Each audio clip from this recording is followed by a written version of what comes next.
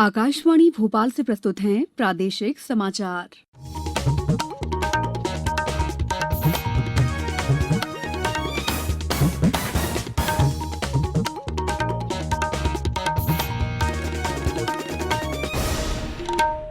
नमस्कार, समाचारों के साथ मैं दीपा सिंह। प्रधानमंत्री नरेंद्र मोदी ने आज कहा कि नई शिक्षा नीति छात्रों को सशक्त बनाने में महत्वपूर्ण साबित होगी। राष्ट्रीय शिक्षा नीति के बारे में एक सम्मेलन को संबोधित करते हुए उन्होंने इस नीति के समग्र कार्यान्वयन पर जोर दिया।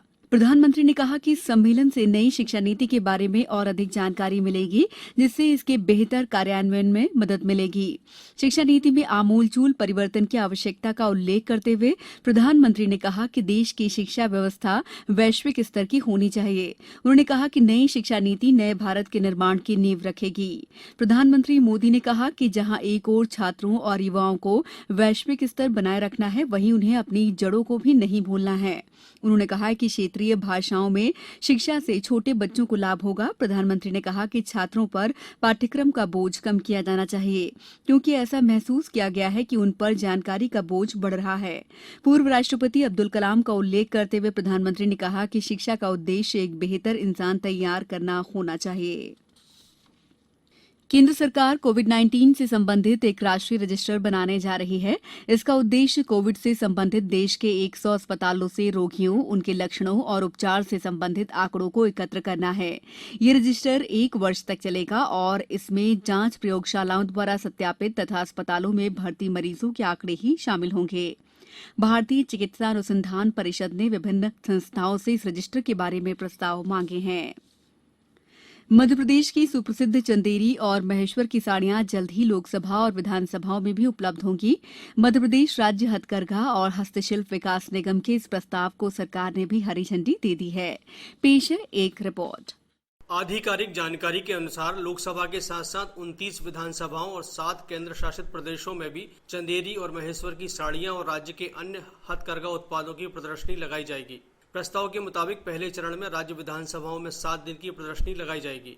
निगम ने लोकसभा में प्रदर्शनी लगाने की अनुमति के लिए प्रस्ताव भी भेज दिया है।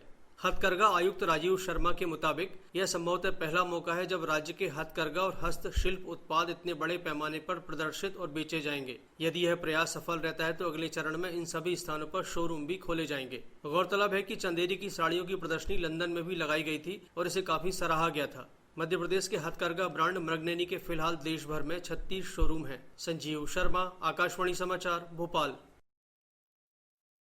प्रदेश में कोरोना संक्रमितों की संख्या बढ़ती जा रही है। अब तक कुल 35,500 से अधिक लोग इस संक्रमण की चपेट में आ चुके हैं, जबकि 26,000 से ज्यादा लोग ठीक हो चुके हैं।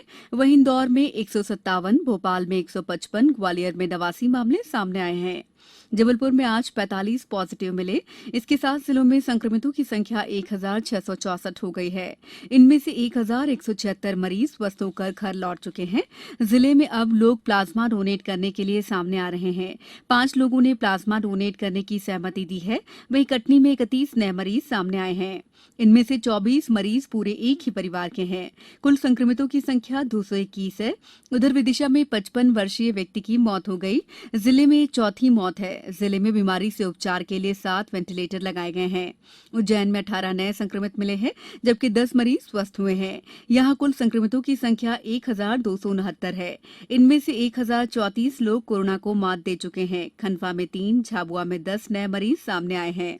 यहां कुल संक्रमित 194 हैं और 111 लोग स्वस्थ होकर घर लौट चुके हैं। वहीं उमरिया में 4 मरीज स्वस्थ होकर घरों को रवाना हुए।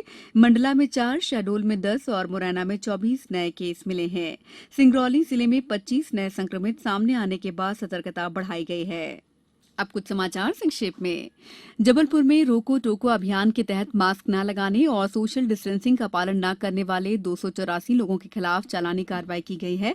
इन लोगों से 56,000 से अधिक जुर्माना वसूला गया है। कान्हा टाइगर रिजर्व में हाथी रिजर्वेशन के तहत कैंप का आयोजन 12 अगस्त तक किया गया है। इनमें हाथियों के स्वास्थ्य की देखभाल की जाएगी। खंडवा में एक सफाई कर्मी ने एक मास्क अनेक जिंदगी अभियान के तहत अपने पिता की याद में 100 लोगों को मास्क वितरित कर अनुकरणीय पहल की है। होशंगाबाद में स्वतंत्रता दिवस समारोह के लिए रूपरेखा तैयार की गई है, जिसमें सभी सरकारी कार्यालयों पर ध्वज फहराए जाएंगे। मुख्य समारोह जिला कलेक्ट्रेट में होगा। इस बुलेटिन में बस इतना ही। घर में रहिए, सुरक्षित रहिए और सुनते रहिए आकाशवाणी। नमस्कार।